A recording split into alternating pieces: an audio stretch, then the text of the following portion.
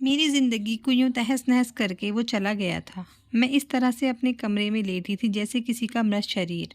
इतना दर्द, इतनी परेशानी, जैसे किसी ने मेरा पूरा अंग तोड़ दिया हो। मेरा दिल ही नहीं, मेरी ज़िंदगी टूट गई थी। उम्मीद की किरण कहीं से कहीं तक नज़र नहीं आ रही थी। 2 दिन बाद ऋषि घर आया। उसने मुझे उठाया। मैं उससे चीख-चीख कर पूछना चाहती थी कि आखिर उसने ऐसा क्यों किया, लेकिन मुझ में इतनी हिम्मत नहीं थी। मैं अपने बिस्तर पर बैठी थी। वो मेरे लिए खाना लेकर आया था। ज़बरदस्ती मुझे खाना खिलाने लगा। मैंने खाना खाने पर हाथ मारा और खाना गिर गया। मैं चिल्लाई, नहीं खाना मुझे। क्यों तुमने मेरे साथ, क्यों मेरी ज़िंदगी बर्बाद की, क्यों मेरी ज़िंदगी तबाह की? मैंने तुम्हारा क्या बिगाड़ा था? मेरे घर वालों ने तुम्हारा क्या बिगाड़ा था? उसने मुझे ज़ोर से एक तमाचा मारा और कहा, तू मेरा ज़रिया है पैसे कमाने का। तेरे बाप ने मुझे दिया ही क्या है? वो चिल्लाता रहा। मैं चुपचाप बैठी रही। मेरी आंखों से पानी की तरह आंसू बहने लगे।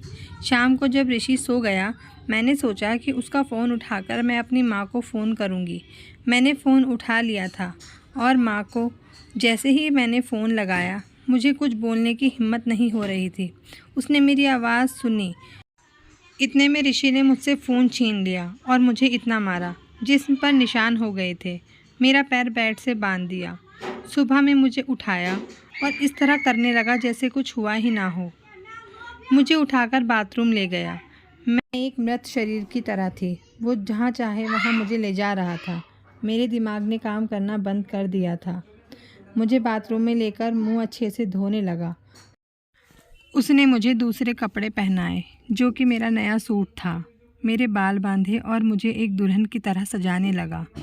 मुझे समझ नहीं आ रहा था आखिर वो क्या करना चाह रहा है। दूसरी तरफ मेरी माँ को आगाज़ हो गया था कि मैं किसी बड़ी परेशानी में हूँ। जब उन्होंने जाकर मेरे सास-ससुर से पूछताछ की, तो उन्होंने बताया कि मैं शहर में हूँ। मेरे माँ-बाप ने देरी ना करते हुए पुलिस को आगाह कर दिया था। पुलिस ने जब मेरे सास-ससुर से पूछताछ की, तो उन्होंने बताया कि उन्हें नहीं पता कि वो शहर में कहाँ रहते हैं।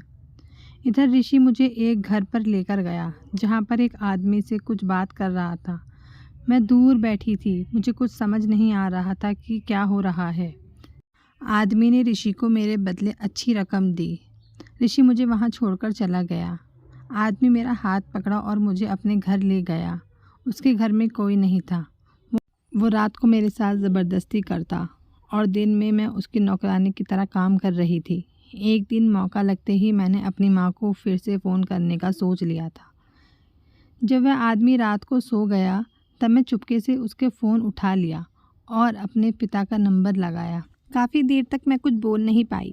मैं बहुत घबरा रही थी, कहीं वो कुछ सुन ना ले। लेकिन मेरी माँ मेरी एक-एक सांस को पहचानती थी। उसने पहचान लिया था कि मैं हूँ। मेरा नाम पुकारा। एकदम से आदमी उठने लगा। मैंने फ़ोन कट कर दिया, लेकिन मेरी माँ-बाप को आगाज़ हो गया था कि मैं किसी बड़ी मुसीबत में हूँ। मेरे माँ-बाप सुबह होते ही पुलिस चौकी चले गए। उन्होंने ये बात पुलिस वालों को बताई कि इस तरह से मेरा फ़ोन उनके पास गया। पुलिस वालों ने फ़ौरन नंबर ट्रेस कर लिया। वो नंबर शहर का ही था। मैं उसी शहर में थी जहाँ ऋषि ने मुझे छोड़ा था। पुलिस फ़ौरन वहाँ पर पहुँच गई, लेकिन उस आदमी को भी आगाज़ हो गया था। वो मुझे कमरे में बंद करके भाग गया। अब उस आदमी को गए 2 दिन हो चुके थे। मैं 2 दिन से उस कमरे में बंद थी। मुझे कोई पूछने वाला भी नहीं था। आसपास भी कोई नहीं रहता था। अब मेरा शरीर ऐसा हो गया था जैसे मैं आधी मर चुकी हूँ। मुझ में एक गिलास पानी पीने की भी हिम्मत नहीं थी। लेकिन मेरी ज़िंदगी थी जो मैं बच गई। वक्त पर पुलिस वहाँ पहुँच गई। जब पुलिस वहाँ पहुँची, मेरी हालत बहुत गंभीर थी। मुझे फ़ौरन अस्पताल ले जाया गया और मेरा इलाज शुरू कर दिया गया। मेरे माँ बाप को भी आगाह कर दिया गया कि मैं मिल गई हूँ। मेरे माँ बाप मुझे देखकर फूट फूट कर रोने लगे। मेरे जिस्म पर ज़ख्म के निशान, मेरा रंग काला पड़ चुका था।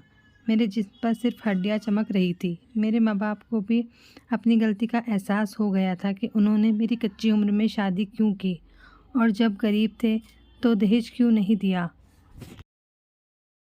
मुझे ऐसा लग रहा था जैसे इस गरीबी ने मेरी ज़िंदगी बर्बाद कर दी हो। अगर मेरे माँ बाप के पास पैसे होते तो वो मुझे दहेज देते, तब मेरी ज़िंदगी यूँ बर्बाद ना होती। 2 महीने के अंदर मैं वापस ठीक होने लगी थी। पुलिस ने ऋषि को और उसके घर वालों को भी गिरफ्तार कर लिया था और गिरफ्तारी के बाद पता चला था कि उनकी पहली बीवी को भी इसी तरीके से मार दिया गया था। अब मेरे माँ बाप ने मेरा दाखिला 12वीं के लिए करा दिया है और मैं अपनी पढ़ाई आगे करने का फ़ैसला कर लिया है। मैं अपने अतीत को भूलने की हर मुमकिन कोशिश कर रही हूँ, लेकिन अतीत ऐसा होता है जो भूला नहीं जाता। अब मैं आपसे पूछना चाहूँगी, क्या वाकई दहेज देना सही है? क्या ये सब कुछ दहेज ना देने की वजह से हुआ है? आपको क्या लगता है, अगर शीतल को दहेज दिया जाता तब उसके साथ ऐसा कुछ नहीं होता?